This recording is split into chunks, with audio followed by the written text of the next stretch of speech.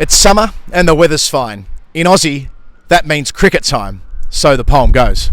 Obviously that poet has never been to England. This is the first time in about 3 days it's stopped teeming with rain, and we've actually got 30 seconds to get outside and try to film this. Adam Collins, Geoff Lemon, this is the final word for all that cricket fueled by Kookaburra Cricket at the end of what we can call week 1 of Champions Trophy 2017. And Geoff, first things first, England have qualified for the semi-finals in straight sets. That's right, they've knocked out New Zealand very comprehensively today, racked up 310, even though they got bowled out a little bit short, and then just a dominant clinical bowling performance. That first 10 overs especially, they gave away nothing to the New Zealanders.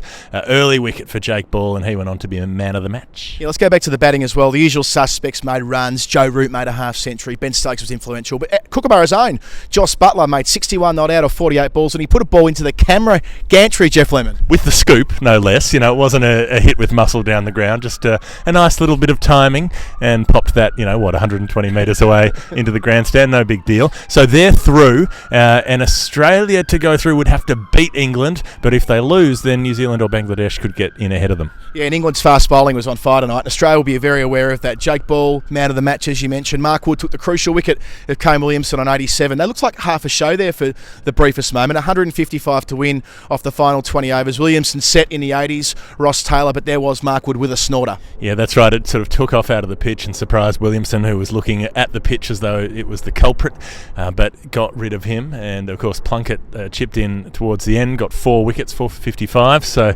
a good spread among England's bowlers, and that's going to be a contest as long as the weather permits, because that's been the theme for this first couple of weeks. We're doing the Douglas Mawson get up just to survive out here on the cold, mean streets of London. What a shambles yesterday was. The game concluded in a washout with Australia 4 overs short of forcing the minimum overs required for a result. They easily would have accounted for Bangladesh after bowling them out for 192 in the earlier session. Actually, it was 182, wasn't it? I think I've just given Bangladesh 10 extra runs. That can happen. It was Australia's fast bowlers yesterday who did the job. They got huge spray from Steve Smith, said it was one of the worst performances of his captaincy tenure from his fast bowling quartet in Edgbaston when they conceded the better part of 300 runs to New Zealand in 45 overs. But Mitchell Starc, he shows why he's still the most fearsome bowler in the world when he's on song. It was absolutely outrageous, him doing that thing he does, like that Boxing Day test against Pakistan, around the wicket, angling the Yorkers in. 3 wickets in his final over just to knock over the tail, all of them bowled, and he just mows through tail-end batsmen like nobody else. It was a triple wicket maiden and 4 for 1 in the space of 8 balls to be precise, so Mitchell Starc's back in business. Josh Hazlewood took 6 for against New Zealand and was beautifully accounting for himself again yesterday, 1 for 40 from his 10. So Australia are back in business. They were doing it easy with the bat, then the rain came. We've got to devote some time to this, Geoff Lemon. There was half an hour of drizzle, 47 minutes of dryness where there was no rain, and yet they were up there. Steve Smith said afterwards he was playing a crossword waiting to see what would happen. In the end, the rain came 13 minutes before the scheduled return, and then it chucked it down. But my question is, if it drizzles for 30 minutes, the spectators barely had their umbrellas out. Surely in the modern game we can go back on the idea that it must come to a complete halt before the covers come off. Yeah, 6 across, 9 letters. What's a synonym for bloody irritating? Cricket just keeps not getting things right when it comes to getting the game moving, getting things happening. They should have been out here. But I think, look, in the end, it doesn't make a huge difference in terms of their points. If they'd got 3 points for that, ended up on the total of 3 points with that Bangladesh win, they still wouldn't be guaranteed to go through. They'd still need to beat England to be sure of a spot. Of course, they were washed out as well against New Zealand in their opening encounter. They'll probably save that day. Both Steve Smith and David Warner said they got away with one. They certainly did. I think New Zealand were on song to knock them off that day. Bangladesh were accounted for in England's first fixture as well. That's why they go through after just 2 rubbers. Moving on to Pool B, Geoff, you were at the blockbuster between India and Pakistan. They only play games in global tournaments, and it was a bit of a fizzer, but it still was an important fixture in the broader context of world cricket. Yeah, look, it was fantastic beforehand, the build-up, the anticipation, and I guess, Pakistan coach Mickey Arthur said that probably got to his players. They're probably not as used to it. A lot of Indian players, they play in the IPL, they play in front of big crowds, they're used to scrutiny and attention, and the magnitude of the occasion probably got to his players because